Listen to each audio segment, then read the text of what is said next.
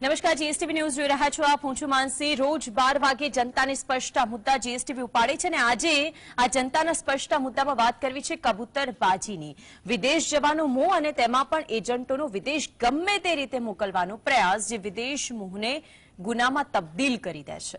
અમેરિકામાં વસવાની લગ્નને લઈને યેનકેન પ્રકારે કાયદાનો ભંગ કરીને પણ જવાના મામલામાં એજન્ટોનો મોટો ફાળો હોય છે. હાલના ફ્રાન્સથી વિમાન પરત આવવાના કબૂતરબાજી મામલામાં આવા 14 એજન્ટો સામે ગુનો નોંધાયો છે. આખરે આ એજન્ટો કયા છે, તેમનો માસ્ટર પ્લાન શું હતો, કોણ કોણ તેમની જોડે સંડોવાયેલા છે, તેમના નામ અને સરનામા સુધીની એક્સક્લુઝિવ વિગતો છે ફક્ત જીએસટીવી પાસે. ત્યારે આજે વાત કરીએ કબૂતરબાજી પર આખરે સત્યતા શું.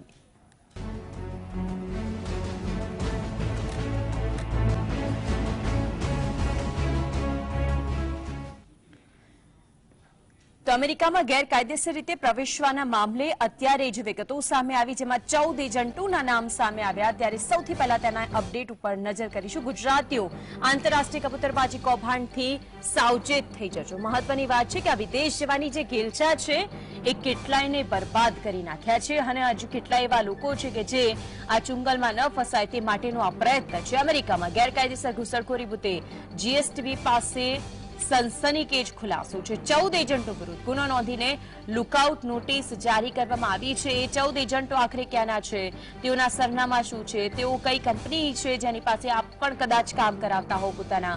આ એજન્ટોના એડ્રેસ, ફોન નંબર અને જીએસટી પાસે એક્સક્લુઝિવ વિગતો છે. આ વિદેશ ભાગી ગયેલા એજન્ટો અને ચાર્ટર્ડ ફ્લાઇટ અંગે પણ સઘન તપાસ થશે.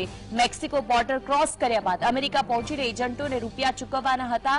આ સમગ્ર વાતનો ઘટસ્ફોટ થયું છે. આગામી સમયમાં સમગ્ર કૌભાંડને લઈને હજુ પણ મોટા ખુલાસા થવાની સંભાવનાઓ વ્યક્ત કરવામાં આવી રહી છે. આજે આંતરરાષ્ટ્રીય કબૂતરબાજી કૌભાંડ છે તેનાથી સાવચેત થવાની ગુજરાતીઓ સૌથી વધારે જરૂર છે. કારણ કે 14 એજન્ટો સામે કાયદાની તલવાર ઉગામવામાં આવી છે. નજર કરીશું કે આખરે 14 એજન્ટો કોણ છે. પહેલું નામ જોગિંદર ઉર્ફે જગ્ગી પાજી, દિલ્હીનું.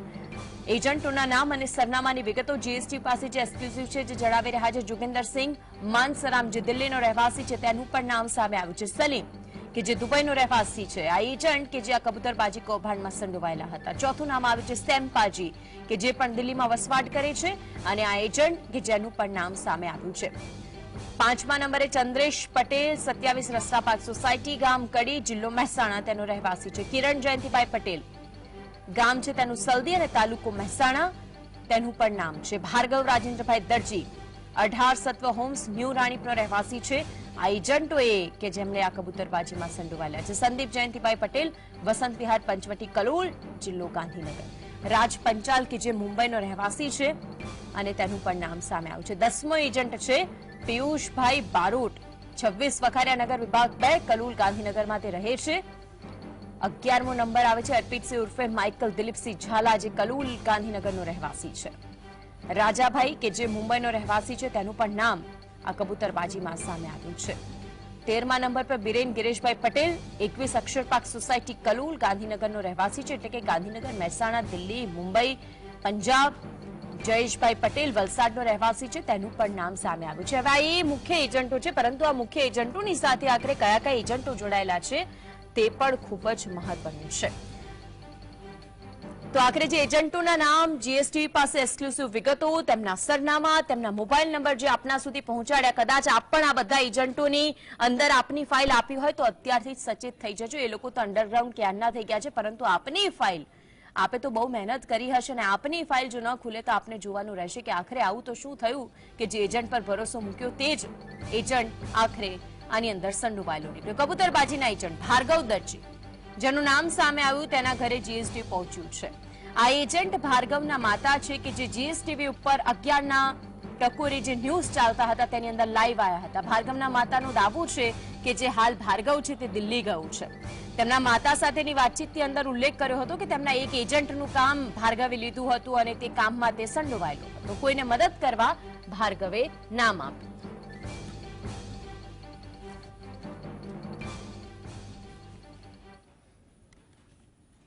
સીઆઈડી ક્રાઇમ દ્વારા કબૂતરબાજી મામલે 14 લોકો વિરુદ્ધ ગુનો દાખલ કરવામાં આવ્યો છે અને તેની અંદર જેટલા પણ લોકો આની અંદર સંડોવાયેલા છે તેમના વિરુદ્ધ લુકઆઉટ નોટિસ એટલે કે એલઓસી જાહેર કરવામાં આવી છે. ત્યારે જીએસટીવીની ટીમ હાલે જે ભાર્ગવ દરજી નામનો એજન્ટ હતો જેની ફરિયાદની અંદર નામનો ઉલ્લેખ કરવામાં આવ્યો છે તેના ઘરે જ સીધું પહોંચ્યું છે. સીધા જે દ્રશ્યો બતાવવા માંગીશ કે મારા કેમેરામેન સહયોગીને કહીશ સર્વર અલીને કે તે દ્રશ્યો બતાવે. હાલ જીએસટીવીની ટીમ ભાર્ગવ દરજીના ઘરે પહોંચી છે. તેની અંદર કબૂતરબાજી મામલે જે પણ સીઆઈડી ક્રાઇમની અંદર ગુનો દાખલ કરવામાં આવ્યો અને તમામ આરોપીઓ વિરુદ્ધ એટલે કે લુકઆઉટ નોટિસ જાહેર કરવામાં આવી હતી. જે લોકો સંડોવાયેલા હતા તેમના વિરુદ્ધ હાલ કાયદેસરની કાર્યવાહી કરવાની હાથ ધરવામાં આવી છે. ત્યારે સીધી જ તેમની માતા સાથે વાત કરીશું. માસી, ભાર્ગવભાઈ વિરુદ્ધ ગુનો દાખલ કરવામાં આવ્યો છે અને તેમજ તેમની ફરિયાદની અંદર ઉલ્લેખ કરવામાં આવ્યો છે.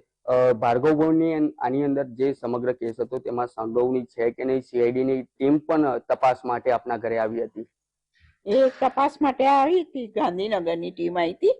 એમાં તો બાબો હાજરે થઈ ગયો, ત્યાં જવાબ લખી આવ્યો, મોબાઈલ જપ્ત, એમાં કશું જ નીકળ્યું નહીં કે મારો બાબો હતો જ નહીં એમાં, એટલે એમાં કશું નથી આવ્યું. અહીંના ક્રાઇમ વાળા આવી ગયા.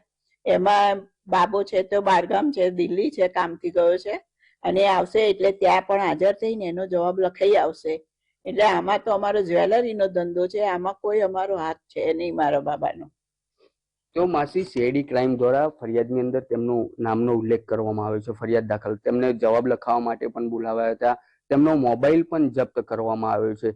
કેટલા દિવસથી તમારા પુત્ર જે ભાર્ગવભાઈ છે તે કેટલા દિવસથી દિલ્હી ગયા છે, ક્યારે રિટર્ન આવવાનો અને તેમના દ્વારા જવાબ લખાવવામાં આવ્યો હતો, તો સીઆઈડી ને કેવા પ્રકારની રજૂઆત કરવામાં આવી હતી? એ તો ગયો છે તો 4-5 દિવસ જ થયો છે. ત્યાં સોમવારે જવાબ લખાઈ અને 2 દિવસ પછી જ નીકળ્યો છે કામથી એવો. એટલે હવે 2 દિવસ પછી કામ પતાઈને આવશે એટલે પછી અહીં પણ જવાબ લખાઈ આવશે. એટલે પછી જે થાય, કારણ કે મારો બાબો તો અંદર સંડોવાયેલો નથી, બીજાને કામ આવ્યું તો એક જણનું ઓળખીતાનું હતું.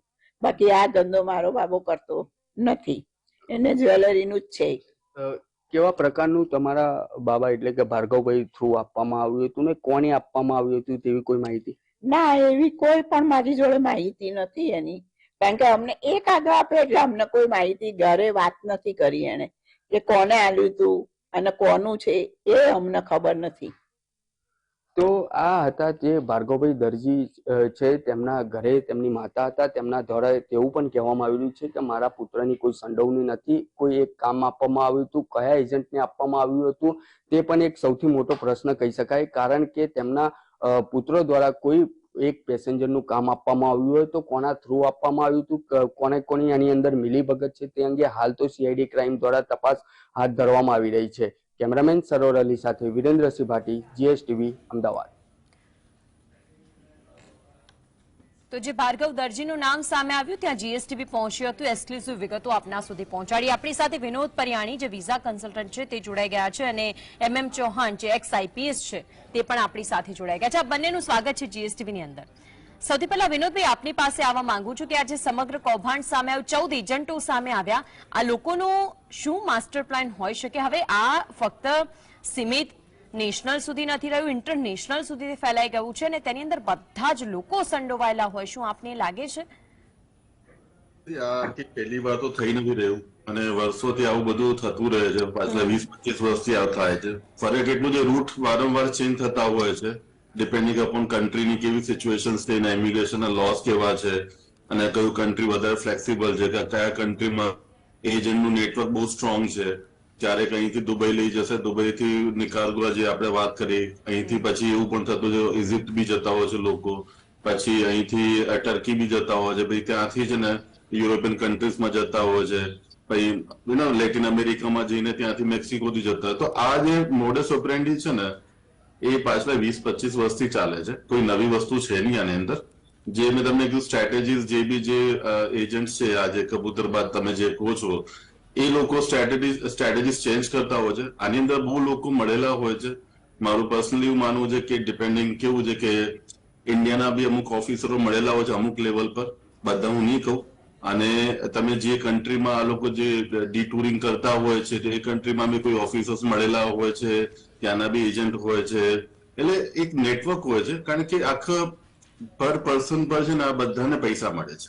તમે બધાને પૈસા મળે છે.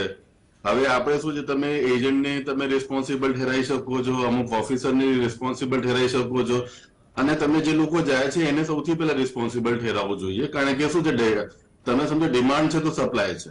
યસ, હું કોઈને ડિફેન્ડ નથી કરતો, કોઈ એજન્ટને કે કોઈ ઓફિસરને કે કોઈ ઇવન જે જવા વાળો, હું એને વિક્ટિમ બી નથી માંગતો.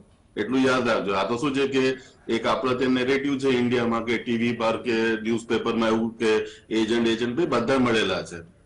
બધા 25-50 લાખ રૂપિયા કે 1 કરોડ રૂપિયા આપીને જંગલમાંથી જાય છે, નાંગા થઈને જાય છે, તો ત્યારે એ લોકો પર તમે પછી શું કામ શું કહેવાય કે તમે એના પર બી દયા કરો છો? એટલે બધા મળેલા છે.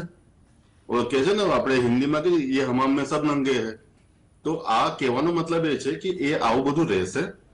ફરક એટલું છે કે હવે કેમ થોડું લાઇમલાઇટમાં વધારે આવે છે. મને લાગે છે જવાની જે જિજ્ઞાસા બહુ વધી ગઈ છે.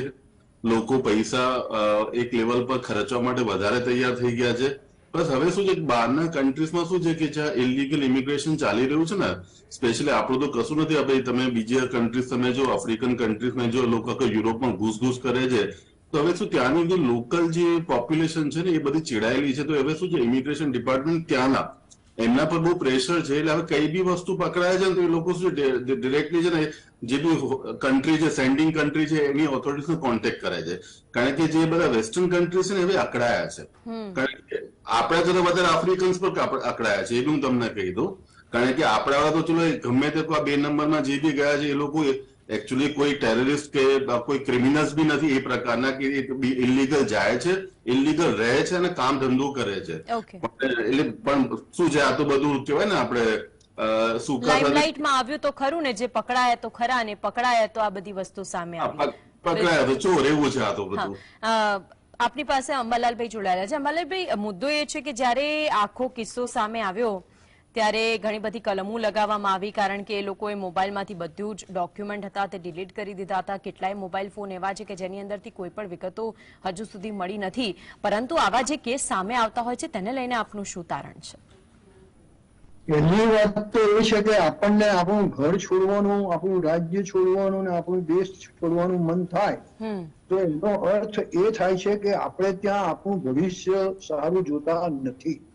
અને એ એટલે હદે પહોંચી ગયું છે કે આ જે જનાર લોકો છે એ એક જાતનો ક્રાઇમ કરી રહ્યા છે. એ તો એમના મનમાં આવતું જ નથી, પણ એમના મનમાં એમ આવે છે કે આપણે અમેરિકા પહોંચીને ત્યાં બધા ડોલર જે રસ્તા ઉપર પડ્યા છે આપણે વીણી લઈશું, આપણને કોઈ ત્યાં તકલીફ નહીં પડે, આપણું ભવિષ્ય, આપણી ફેમિલીનું ભવિષ્ય, આપણું ભવિષ્ય એ બહુ ઉજ્જવળ થશે. અને જે રીતે અમેરિકાની જે આર્થિક પરિસ્થિતિ છે દુનિયામાં અત્યારે નંબર 1 ગણાય છે.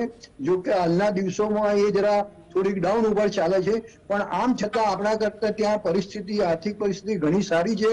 લોકોને જોબ મળી જતા હોય છે. આપણે ત્યાં BA, MA, LLB કે વધારે ભણેલા લોકો પણ ત્યાં જઈને જેન્ટર તરીકેની એટલે કે જાજરૂ એ બધી સાફ સફાઈનું કામકાજ પણ સ્વીકારી લેતા હોય છે. અને એમને ત્યાં અમેરિકા રહેવામાં એમનું ભવિષ્ય ઉજ્જવળ જણાય છે. ખાસ કરીને પછી જયારે એ લોકો સિનિયર સિટીઝન મળે ત્યારે આ યુરોપ અમેરિકાના દેશોમાં સિનિયર સિટીઝનોને ઘણું સારું પેન્શન, ઘણી સારી વ્યવસ્થાઓ, મેડિકલ છે, બીજી વ્યવસ્થાઓ ઘણી સરકાર તરફથી ફ્રી મળતી હોય છે. અને એવા બધા કારણોસર અને એક અમેરિકાનું જે તમે ઘણી વખતે બતાવવામાં આવે છે, ત્યાંની રૂપ સુંદરીઓ બતાવવામાં આવે છે, ત્યાંના મોટા મોટા બિલ્ડિંગો બતાવવામાં આવે છે, સ્વિમિંગ પુલ બતાવવામાં આવે છે, દરિયા કિનારા બતાવવામાં આવે છે. એટલે લોકોમાં એક જાણે અજાણે એક પ્રકારની લાલસા ઉત્પન્ન કરવામાં આવે છે. અને આ લોકો એનો પાછો વગર વિચારે એનો ભોગ બની જતા હોય છે. એના કારણે આ પ્રવૃત્તિઓ અને એમાં એજન્ટો, અને જે રીતે આ આપણા સાહેબે જે કહ્યું, એજન્ટ સાહેબે કે બધા મળેલા છે, હમામ મેં સબ નંગે હે, એટલે લગભગ 90-95% લોકો, ઓફિસરો અને એજન્ટો એ બધા જ એ પૈસાની લાલચે અને એવા જનારા માણસો પણ ક્રાઇમ કરીને પણ એ લોકો જવા માંગે છે. બિલકુલ, ખૂબ સાચી વાત કહી આપે અંબાલાલભાઈ. વિનોદભાઈ, આપની પાસે આ માંગુ છું, વારંવાર US જવા માટેના રૂટ બદલાતા હોય છે. પહેલા એવું હતું કે તે લોકો મેક્સિકોથી US પહોંચતા હતા, પછીથી રૂટ બદલાય તો દુબઈથી યુરોપથી એલ્સાવેરની સિસ્ટમ લગાઈ, ઓન અરાઇવલ વિઝા તો બંધ કરી દીધા. પરંતુ એ આખી સિસ્ટમની અંદર કોઈક ઇન્વેસ્ટર સામેલ હોય, ઇમિગ્રેશન ડિપાર્ટમેન્ટમાંથી કોઈ એક વ્યક્તિ પણ તેમાંથી ફૂટેલો હોય, તે સિવાય બોર્ડરમાંથી પણ જે બોર્ડર પસાર કરવાનો ત્યાંથી પણ કેટલાય લોકો એવા હોય. આ બધી જ પ્રક્રિયા કેટલા લાંબા સમય સમયથી ચાલે છે, પરંતુ આ તો એક પ્લેન પકડાયું. આવા તો કેટલા એવા હશે કે જે ત્યાં પહોંચી પણ ગયા હશે અને વસવાટે કરી લીધું હશે. જેટલા પકડાયા છે ને એના કરતા હું તો 10 ટાઈમ્સ 1000 ટાઈમ્સ વધારે લોકો પહોંચી ગયા હશે અત્યારે. બરોબર છે. આ તો શું છે કે જયારે એક લેવલની કોઈ એક્ટિવિટી, ઇલીગલ એક્ટિવિટી એક લેવલથી વધી જતી હોય છે ને, તો પછી છે ને કોઈ તમે સામેની ગવર્મેન્ટની રડારમાં તમે આવતા હો છો.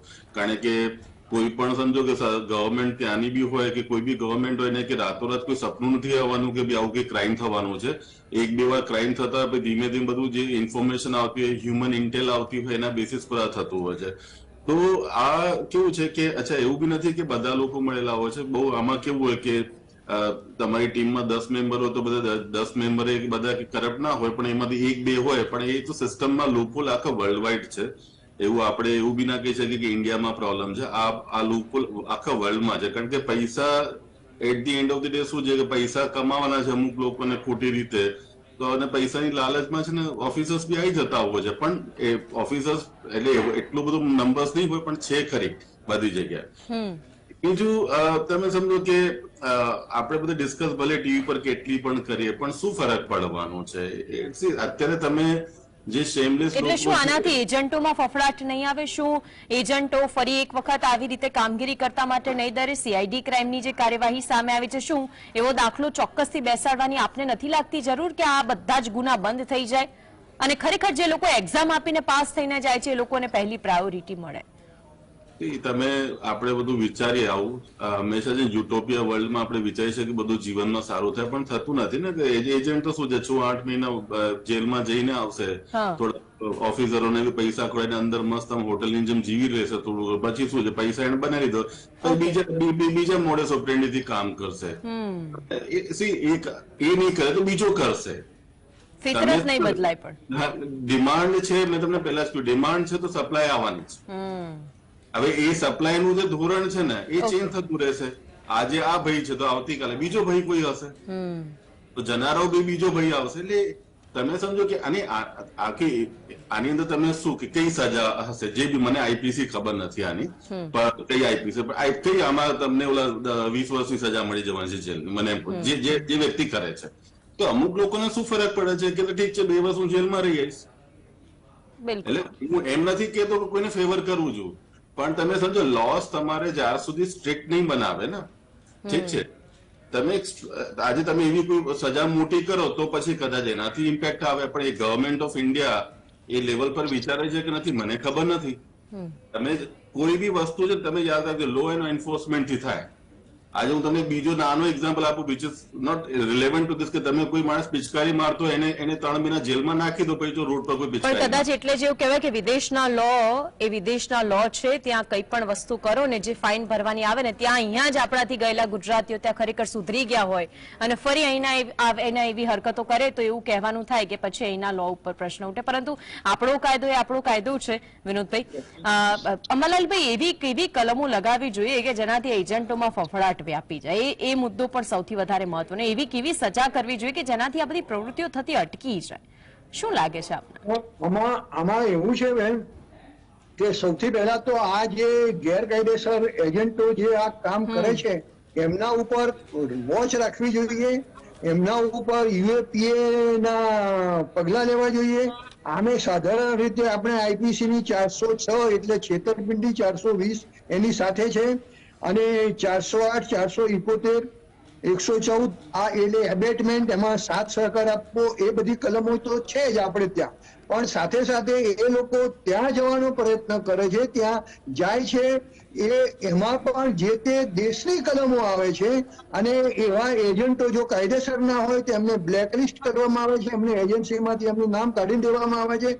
નોટ ઓનલી ધેટ, પણ એમની સામે એક્શન પણ લેવામાં આવે છે. આજે અમેરિકાના જે નિયમો છે, અમેરિકાના નિયમો તો એવા છે કે આપણે જો ત્યાં એના કોઈ કાયદાનો ભંગ કર્યો હોય તો એ ઇન્ડિયન સિટીઝન હોય કે ગમે ત્યાંનો સિટીઝન હોય એની સામે એ પગલા લઈ શકે છે. અને અમેરિકાએ એ રીતે પાકિસ્તાનમાં આપણે અલ કાયદાના જે હેડને માર્યો એ કાયદા અનુસાર, એ કલમ અનુસાર એને માર્યો છે. એટલે એને ઉપાડીને ત્યાં પણ લઈ જાય, જેલમાં પણ મૂકે, અને અમેરિકાની સરહદમાં કે અમેરિકાની અંદર પકડાય તો એના પણ બહુ સખત એના માટે જોગવાઈ છે. Okay. પણ ત્યારે આપણા લોકો પોતાનો જીવ જોખમમાં મૂકીને, હમણાં જે કોઈ પેલો કડી કલોલનો દાખલો આવેલો કે ફેમિલી આખું 4-5 લાશો, 2 બાળકો ને 2 માતા પિતા ને એ બધી લાશો -30 ડિગ્રીમાં એ લોકોની લાશો મળેલી છે. બતાવો, હવે જો આટલું બધું રિસ્ક લેવા તૈયાર હોય પોતાના આખા ફેમિલીના મૃત્યુ, તો પછી તો હવે એના માટે કોઈ રસ્તો જ નથી રહ્યો કે એમને કઈ રીતે રોકી શકાશે. અને એજન્ટોને તો આ જોઈતું જ હોય છે કે ગમે તેમ કરીને 15 લાખ, 20 લાખ, 25 લાખ મળે, અને બધા એક સાથે 10, 20, 15 લોકો હોય તો કરોડો રૂપિયામાં આનો વેપાર થઈ જાય છે. અને એમાં બની શકે, જો કે અમેરિકામાં આપણે કરપ્શનનું પ્રમાણ બહુ ઓછું છે, પણ છતાં પણ ત્યાં બ્લેક શીપ તો દર જગ્યાએ મળવાના, એટલે એ પણ એમાં સીધા કે આડકતરા રીતે સંડોવાયેલા હોય છે. અને એ બધા કારણોસર, અને સૌથી વધારે અગત્યનું કારણ પણ અંબાલાલભાઈ, એવું ના લાગે આજે હેટ ક્રાઇમની ઘટનાઓ વધી રહી છે? આપ જોતા હશો કે ગુજરાતીની હત્યા થઈ ગઈ, ચાહે તે ઓસ્ટ્રેલિયા હોય કે ચાહે તે યુએસ હોય, અંધાધૂંધ ગોળીબાર કરવામાં આવ્યો, કારણ કે મોલની અંદર કામગીરી કરતા લોકો, એમાં પણ ગુજરાતીઓ, ત્યાંના લોકલ લોકોને જ કામ નથી મળી રહ્યું, તેના કારણે આવી બનતી જતી ઘટનાઓ. યસ, એ લોકોને થવાનું જ. અને ઓબામાએ તો, પ્રેસિડેન્ટ ઓબામાએ તો ચોખ્ખું કહ્યું હતું કે ઇન્ડિયામાં જે શિક્ષિત માણસો આવશે એ તમારા જોબ લઈ જવાના છે. Yes. અને એ જોબ લઈ જવાના છે એટલે ત્યાંના લોકોને સહેજે એના માટે ઈર્ષા થવાની.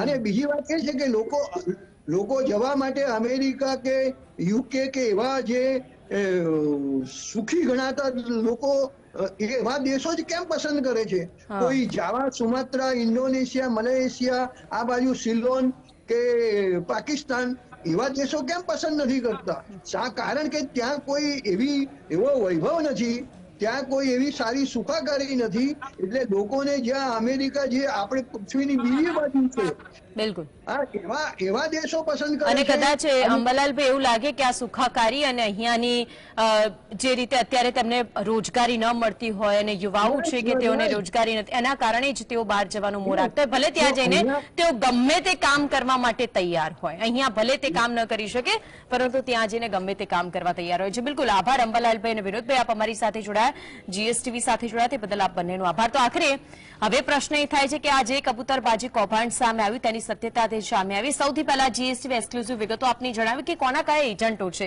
એ કયા એજન્ટો ક્યાંના રહેવાસી છે, મહેસાણાના જે રહેવાસી હતા, ગાંધીનગરના જે રહેવાસી હતા, એ બધાના નામ, નંબર સહિત આપવામાં આવ્યા છે. જો આપની પણ ફાઇલ આ એજન્ટો પાસે હોય તો પ્લીઝ આપની ફાઇલને પાછી લઈ લેજો, કારણ કે આ કૌભાંડ તો કેટલું લાંબુ હશે, ક્યાં સુધી આ લોકોના તાર જોડાયેલા હશે, અને આ જ સત્યતા આપના સુધી પહોંચાડવી હતી. ખરેખર જે વિદેશ જવાનું મોહ છે અને તેની ઘેલછા છે, તેમાં બંને પક્ષે પલડું સરખું જ છે. માટે હવે આપણે વિચારવાનું છે કે આપણે શું કરવું છે. આ સાથે ન્યૂઝ બુલેટિનમાં હાલ બસ આટલું જ. આપ જોતા રહો જીએસટીવી. નમસ્કાર.